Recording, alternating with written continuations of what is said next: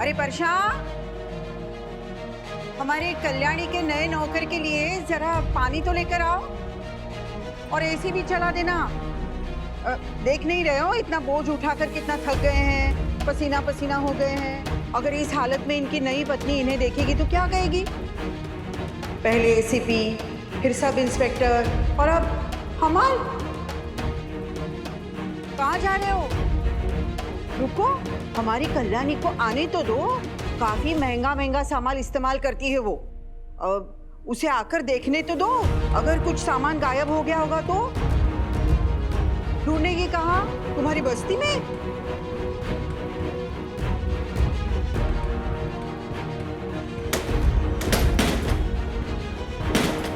बुलाइए, बुलाइए अपनी पोती को। कहाँ है कल्याणी? बुलाइए अपनी पोती को, चेक करवाइए मैंने कुछ चुराया तो नहीं है। आपके लिए भले ही सब एक समान हो, लेकिन सरकारी नौकर कभी चोरी नहीं करता, कभी सड़क पे भीख नहीं मांगता है। और अब भी सरकारी नौकरी में मैं इतना कमा लेता हूँ कि अपने घर वालों का पेट भर लूं। और जिस दिन ये नौबत आ जाएगी कि मुझे अपने घर वालों का पेट भरने के लिए किसी की जेब काटनी पड़े ना, तो उस दिन मैं खुदकुशी कर लूंगा। देख जाने वो दिन कब आएगा। आ गई तू?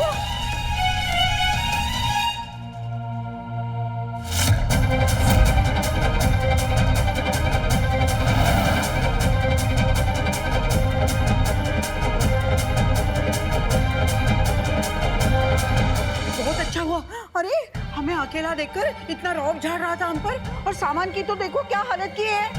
हाँ, चेक कर लीजिए डीएम साहिबा, मैंने कुछ चुराया तो नहीं है।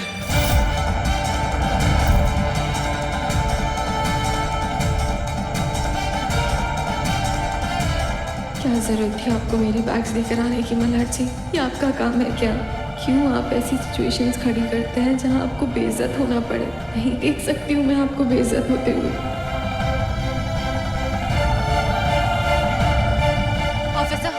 आप मेरा सामान उठाकर क्यों लाए? ड्यूटी कर रहा हूं ना डीएम साहिबा, आपका पर्सनल नौकर जो हूं। ड्यूटी? मेरा सामान उठाना आपकी ड्यूटी है? रियली? ऑफिसर देखिए, आप दोबारा कभी भी मेरे सामान को टच करने से पहले आप मुझसे पूछिए।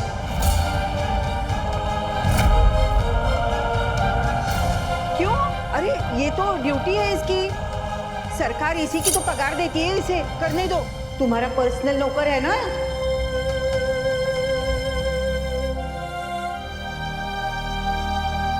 चलो सामान उठाओ। राघव, मेरा सामान तुम उठाकर नहीं ला सकते थे यहाँ? गाड़ी भी क्वार्टर्स पे है। इस बात की सैलरी देती हूँ क्या मैं तुम्हें कि तुम्हारे होते हुए भी एक ऑफिसर को मेरा सामान उठाकर लाना पड़ रहा है यहाँ? No explanations, get that? Phone रखो।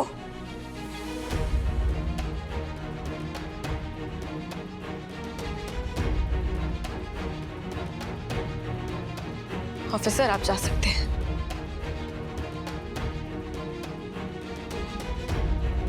चलो।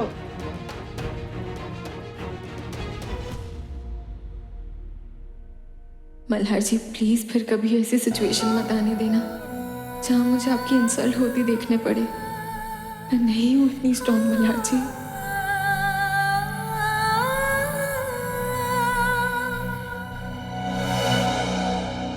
क्या देख रही है तू? मुझ पे तरस खाने की कोई जरूरत नहीं है बबड़े, तेरा जवाब मिला मुझे।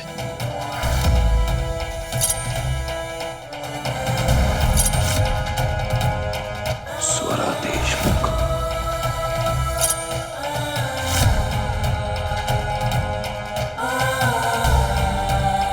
मुझे चिट्ठी मत लिखना दादा, मेरे पास तुम्हारे लिए कोई राखी नहीं है। साथ में मेरे कटे हुए बाल बेच रही हूँ ताकि तुम जिंदगी भर याद रखो कि चाहे बाल हो या रिश्ते, एक बार उलझ जाएं तो काटने ही पड़ते हैं। ये जिंदगी ना तेरी है, किन लोगों के साथ रिश्ते जिंदा रखने हैं और किन लोगों के साथ रिश्ते दफन करने हैं, ये तुझ पे है।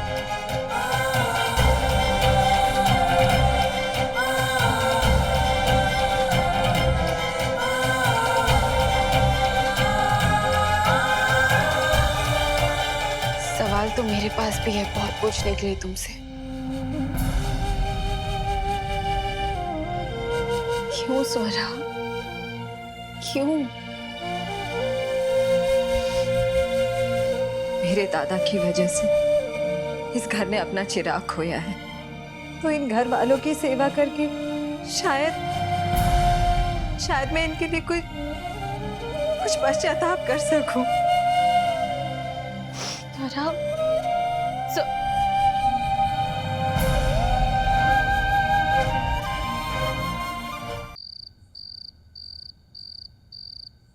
आओ साहब, आई की कुर्सी कहाँ है? माई हमारे साथ थोड़ी ना बैठेंगी। क्या मतलब? इसका मतलब ये कि वो तो अन्नपूर्णा है। मतलब घर में सबको खाना खिलाकर ही वो खाना खाती है। हमने कितनी बार कहा बेटा हमारे साथ खाना खाया करो, लेकिन वो मानती ही नहीं है। सबको खाना खिलाने के बाद वो अकेले खाना खाती है। आओ साहब, ये लीजिए गरम गरम रोटियां। बस बस।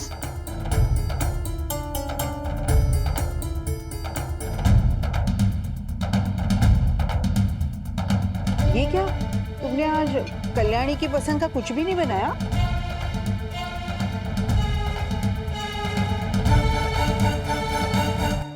मुझे क्या पता उसे क्या पसंद है।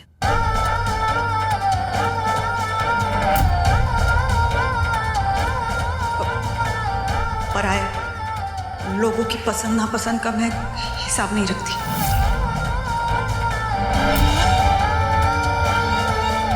अरे तो हमें पूछ लेती, हमें मालूम है इसे क्या पसंद है।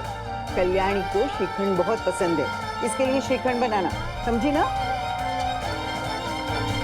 इनको जमेगा श्रीखंड बनाने?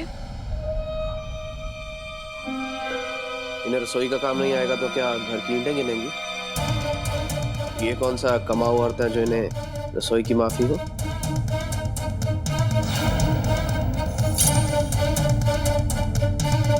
पता है विवेक चाचा, हमारी कंट्री की प्रॉब्लम ही यही है।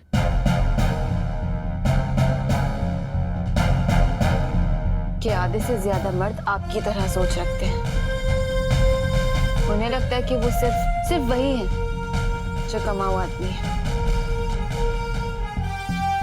वो ये नहीं सोचते कि वो एक कमाऊ आदमी इसीलिए बन पाते हैं क्योंकि घर पे एक औरत रहती है जो घर की दीवार और छत को समेट के रखती है। अब मेहनत से चाहे पत्थर तोड़े जाए या फिर उन पर मसाला कूटा जाए, मेहनत तो मेहनत ही होती है ना।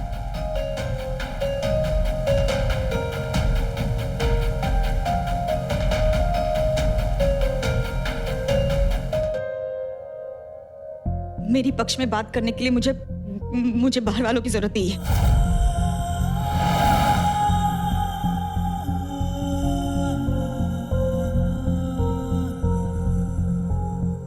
आओ साहब, आई का कमरा कहाँ पर है? मुझे आई के कमरे में शिफ्ट होना है।